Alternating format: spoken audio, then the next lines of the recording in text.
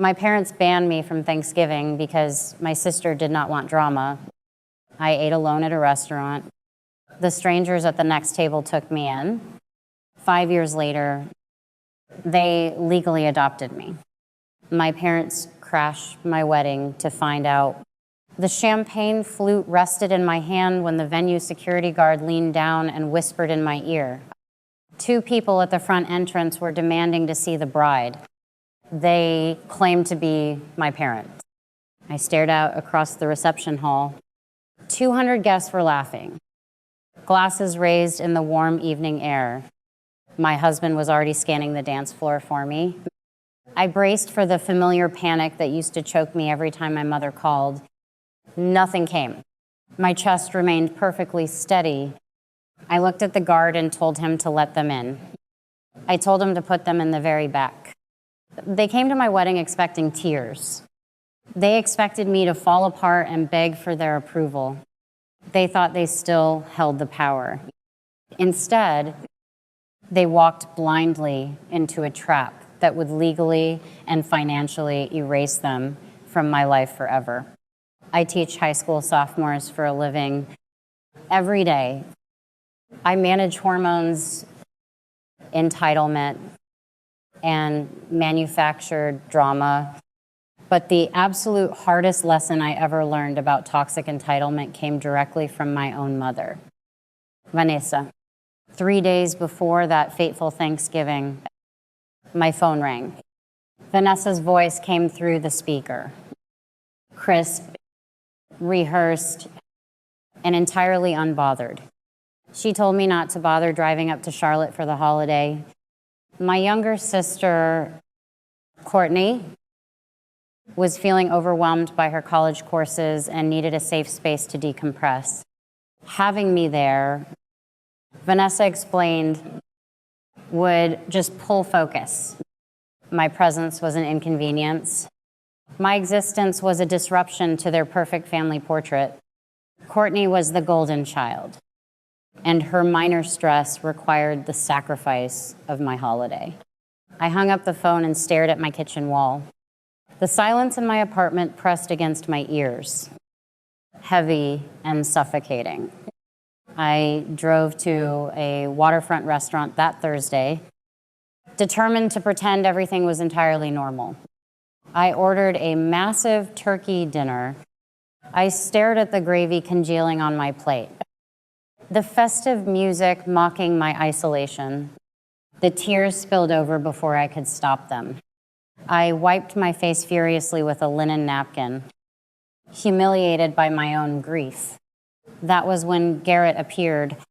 He was a tall, broad-shouldered man with silver hair and a remarkably gentle face. He placed a fresh glass of water on my table and pulled out the chair directly across from me. His wife, Catherine, followed closely behind, carrying her wine glass. I tried to wave them off. My entire childhood had trained me to believe that my sadness was an offensive burden to others. I apologized frantically, gathering my purse to run away and hide. Garrett gently pushed my purse back onto the table. He told me that absolutely nobody eats alone on his watch. They pulled me to their table. They fed me. They listened. They did not judge. Over the next few years, Catherine and Garrett painstakingly dismantled every single toxic belief Vanessa had installed in my brain. Vanessa had engineered a household built on deliberate emotional starvation. She treated love like a finite, scarce resource, hoarding it and doling out tiny crumbs only when I abandoned my own boundaries and begged for her approval. She kept me desperate. She kept me performing. Courtney received the absolute feast of affection, and I was expected to be eternally grateful for the discarded scraps. But Catherine and Garrett loved me loudly. They loved me without conditions, without tests, and without demanding a performance. By the time I turned 28, we made the bond official in a quiet, wood-paneled courthouse. A judge signed the papers for an adult adoption. I legally severed Vanessa's rights as my next of kin, while Vanessa was busy excluding me from family events and pretending I did not exist. I was permanently erasing her from my legal existence. 2 years later, I was planning a massive, elegant Charleston wedding with my fiance, Spencer. It was supposed to be the most secure, joyous season of my life. I knew Vanessa would eventually hear about the wedding through the unavoidable family grapevine. I expected a passive-aggressive text message or a guilt-tripping voicemail. I did not expect a highly calculated act of financial sabotage. A month before the ceremony, my wedding planner called me in an absolute panic. A woman claiming to be the mother of the bride had aggressively contacted the caterer and the florist. She demanded they immediately cancel the $10,000 contract, claiming the wedding was called off due to a family emergency. Vanessa wanted to humiliate me. She wanted to burn my special day to the ground simply because she was no longer the center of my universe. Dealing with entitled parents at the high school had trained me incredibly well. I never rely on luck. I rely on systems. Months earlier, anticipating exactly this brand of toxicity, I had instituted a strict vendor password for my entire wedding team. Carolina Blue. Without those two specific words, absolutely nobody could change a napkin color, let alone cancel a massive catering contract. The vendors flagged the cancellation attempt immediately and locked down my account. The contracts remained ironclad. I realized Vanessa was physically in South Carolina. She was on the warpath, prowling around the edges of my life looking for a weak point. Instead of calling her to scream, I quietly briefed Spencer and the venue security team. I handed them photographs. I set the trap, smoothed out my dress, and waited for her to step into the jaws. The reception was in full swing. The golden hour bathed the entire room in warmth. My heart hammered against my ribs when the heavy oak doors finally swung open.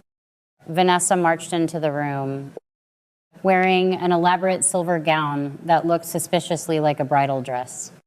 She expected me to crumble the moment I saw her. She expected me to run over in a panic, pull her aside, and beg her to stay quietly to avoid a public scene. She had weaponized her biological status her entire life, and she genuinely thought it would work one last time. She stomped toward the head table, her eyes locked onto mine, ready to deliver a venomous monologue. Spencer moved instantly. He stepped squarely between Vanessa and me, forming an immovable physical wall. He gave a sharp, decisive nod to the security team lingering near the exits. I did not stand up. I caught the DJ's eye and gave him the prearranged signal. The music faded into total silence. The master of ceremonies tapped the microphone. His voice boomed across the hushed room, asking all 200 guests to raise their glasses and welcome the proud legal parents of the bride, Catherine and Garrett. The room erupted into massive cheers. Vanessa froze in her tracks.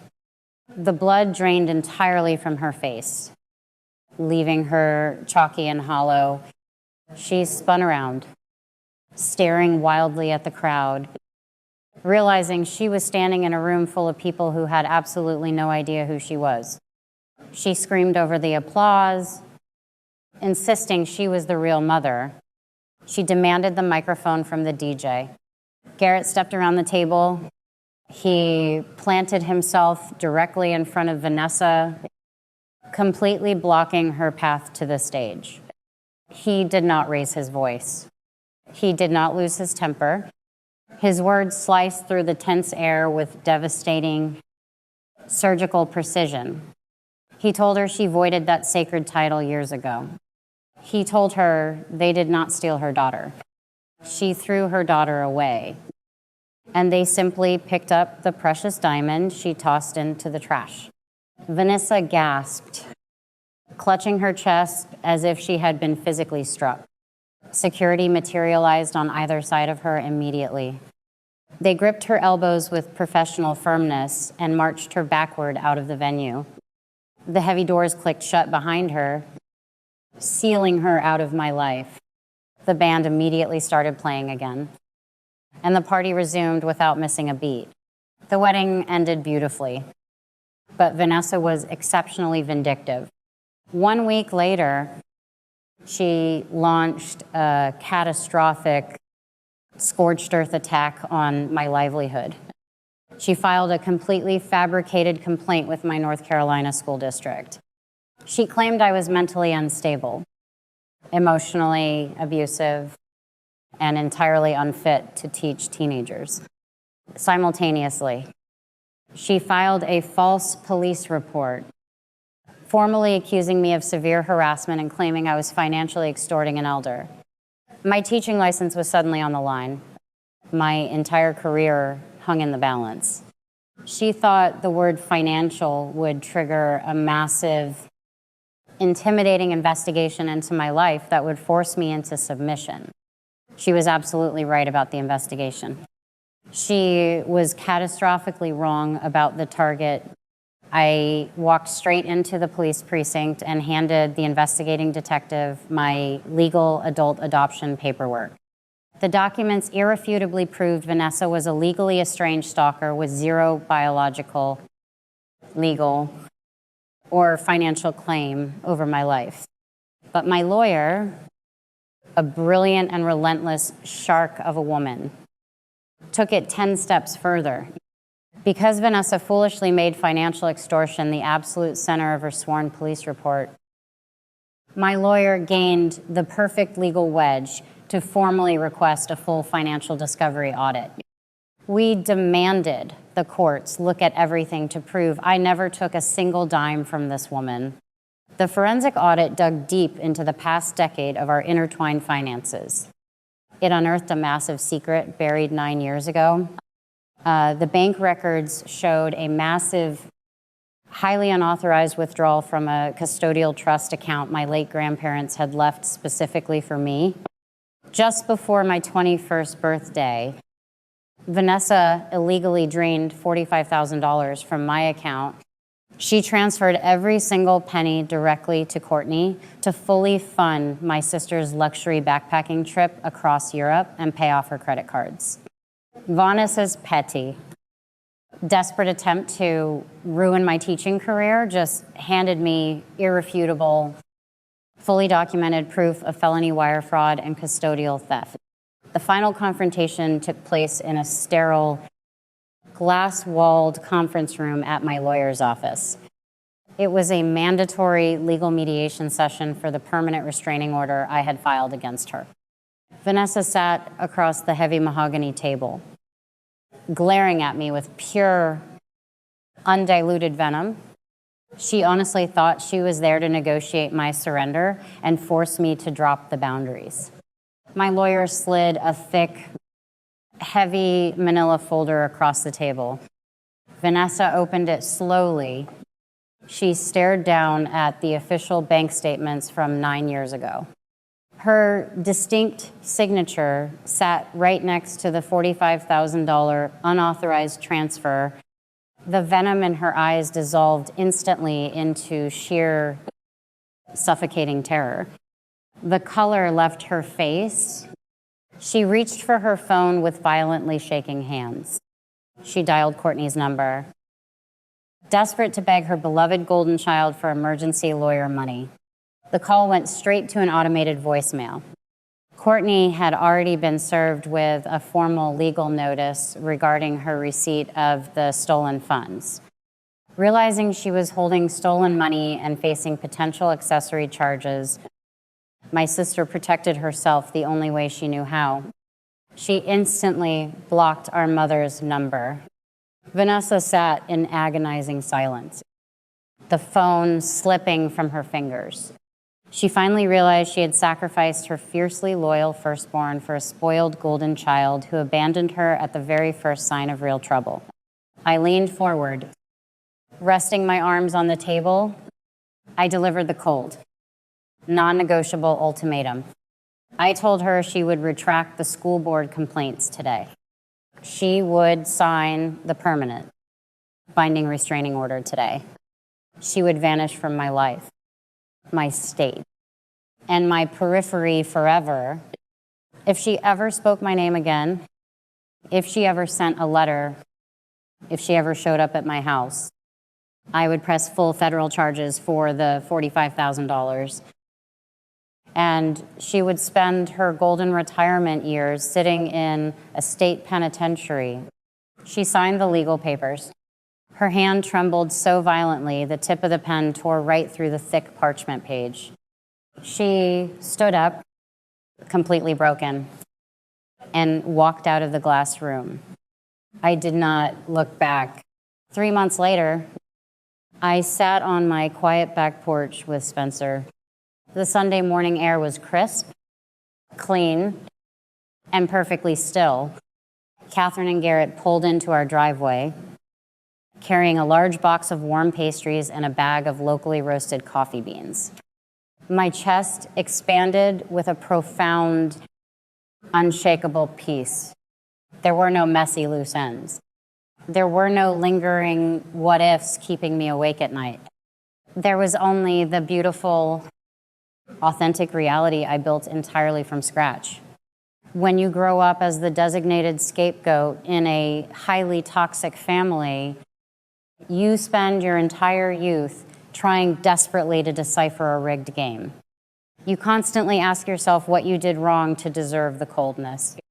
You wonder why your excellent grades, your quiet obedience, and your endless sacrifices are never quite enough to earn a permanent seat at the dinner table. You twist yourself into knots trying to become the perfect version of what they demand, only to watch them change the rules the moment you get close to winning. The absolute hardest truth to swallow is that toxic parents do not hate their scapegoat. They deeply, fundamentally need them. They desperately need a safe receptacle for their own failures, their own deep insecurities, and their own unspoken bitterness. They need a dark shadow to provide contrast, specifically to elevate their chosen golden child into the light. Vanessa's greatest crime was not stealing $45,000 from my trust fund. Money can be earned back. Her greatest crime was the decades-long psychological warfare she waged to completely convince me I was not worth the money or the love in the first place. Society constantly pushes the heavy myth of biological obligation. People will look you in the eye and tell you that blood is thicker than water. They will aggressively tell you that you only get one mother. So you simply have to forgive, forget, and endure the abuse. That is a highly dangerous, deeply manipulative lie designed entirely to protect abusers from the natural consequences of their own horrific actions. Blood is nothing more than a random biological accident. True family is a daily, deliberate, intentional choice. Family is a couple at a waterfront restaurant looking at a crying stranger and actively choosing to pull up a chair. Family is the people who fiercely protect your peace, not the ones who constantly test it to see how much pain you can silently endure.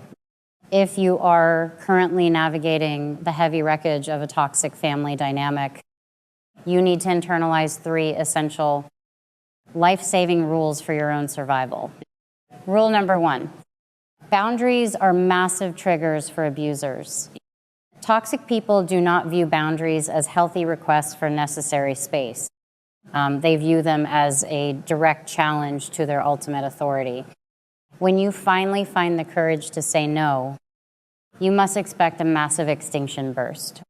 Expect them to escalate their erratic behavior, rally their flying monkeys, play the ultimate victim, and try to burn your entire life down.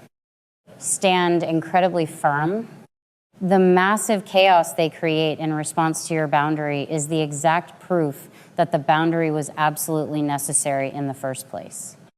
Rule number 2, never, ever interrupt your enemy when they are actively making a mistake. When an abuser finally loses their control over you, their sheer desperation makes them incredibly sloppy. Vanessa's obsessive, blind need to ruin my teaching career completely blinded her to her own massive legal exposure. Anger makes people careless. Let them dig their own graves. Document every single interaction. Stay completely silent. And let their own unchecked toxicity hand you the exact legal keys to their ultimate destruction. Rule number 3, complete indifference is the ultimate revenge. Anger is exhausting. Hate is a heavy, burning tether that keeps you permanently connected to your abuser. As long as you actively hate them, they still control your nervous system. They still own valuable real estate in your mind. My true victory was not the brilliant subpoena. It was not watching Vanessa get escorted out of my wedding reception by security guards. My ultimate lasting victory was sitting across from her in that glass-walled conference room, looking directly at the woman who terrorized my entire childhood and feeling absolutely nothing. She was no longer a monster in the closet. She was just a sad, desperate stranger with a massive legal problem. You are entirely allowed to walk away from people who hurt you, even if you happen to share a last name. Trust is earned through consistent, loving, respectful action. It is never automatically owed simply because of shared DNA. If you are currently sitting at a family table where you have to constantly shrink yourself, bite your tongue, and hide your true self just to fit in one of the chairs, you have to ask yourself a very hard, necessary question. What are you actually waiting for? Have you finally found the courage to stand up and walk out the door? Or are you still sitting there in the dark, waiting for an apology that is never, ever going to come? Let me know in the comments. And share this story with someone who desperately needs the courage to finally walk away. I know exactly what you are screaming at the screen right now. You are sitting there asking, why did it take her nearly 30 years to finally walk away? Why didn't she just block their numbers the very day they banned her from the Thanksgiving table? It is incredibly easy to judge from the outside. But let us break down the psychology of what was actually happening here. I want to introduce you to something called the slot machine effect. Psychologists call it intermittent reinforcement. If a slot machine takes your money every single time, you stop playing. But if it pays out a few shiny coins right when you are about to walk away, you pull the lever again. Toxic families operate exactly like a Vegas casino. They starve you of affection for months, making you feel completely worthless. And then, right when you reach your breaking point, they hand you a tiny crumb of praise.